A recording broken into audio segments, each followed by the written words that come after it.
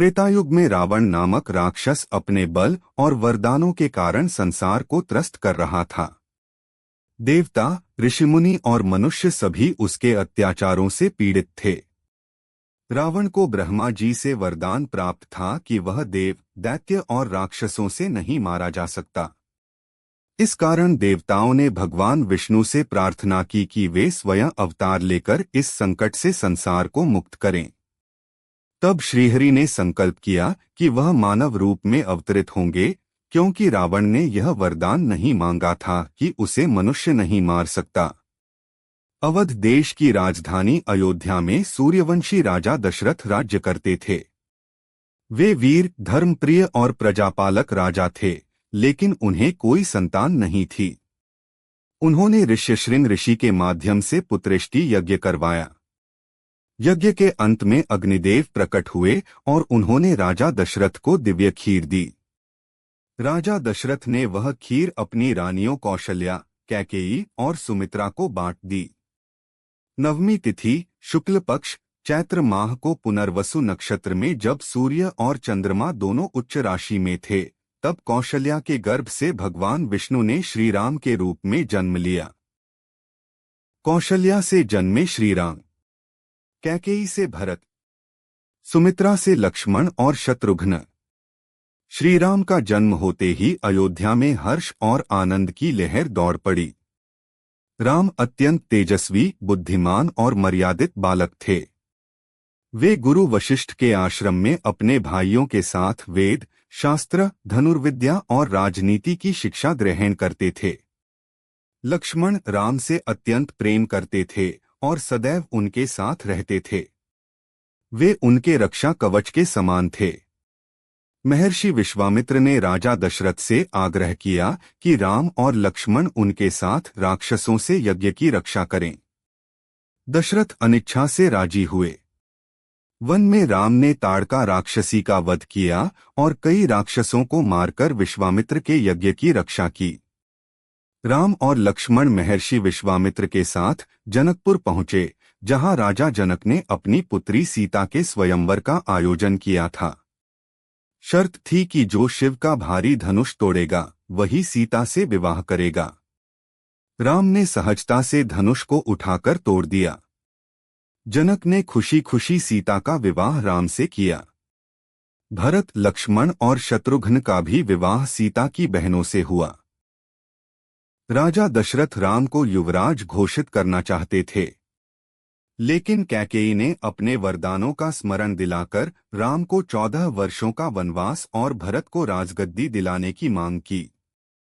राम ने पिता के वचन की मर्यादा रखते हुए वन जाने का निर्णय लिया। सीता और लक्ष्मण भी उनके साथ चल दिए। राजा दशरथ यह वियोग सह नहीं सके और प्राण त्याग दिए। वनवास के दौरान वन में अनेक घटनाएं हुई। श्रृंगवेरपुर में निषादराज गुह से भेंट, भारद्वाज आश्रम और चित्रकूट में वास, भरत का राम से मिलकर अयोध्या लौट जाना और राम की चरण पादुका गद्दी पर रखना, दंडकारण्य में 10 वर्षों तक वनवास, सूरपनखा का नाक कटना, खरदूषण का वध, रावण द्वारा सीता हरण, जटायु का बलिदान, हनुमान से भेंट और मित्रता, किष्किंधा में सुग्रीव से संधि, बाली वध और वानर सेना का गठन। सीता की खोज करते हुए वानर सेना समुद्र किनारे पहुंची।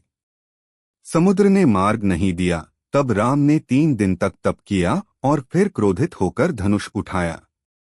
समुद्र देव ने प्रकट होकर क्षमा मांगी और सेतुबंध की विधि बताई। नल और नील की सहायता से वानरों ने समुद्र पर राम सेतु बनाया और लंका तक पहुंचे। लंका में राम और रावण के बीच भयंकर युद्ध हुआ। लक्ष्मण ने मेघनाद को मारा। राम ने रावण का वध कर धर्म की पुनः स्थापना की। हनुमान ने संजीवनी लाकर लक्ष्मण को बचाया। रावण का वध कर धर्म की विजय हुई। राम ने धर्म की मर्यादा निभाते हुए सीता की अग्नि परीक्षा ली। सीता अग्नि से निष्कलंक बाहर निकली। देवताओं ने उनकी पवित्रता का गुणगान किया।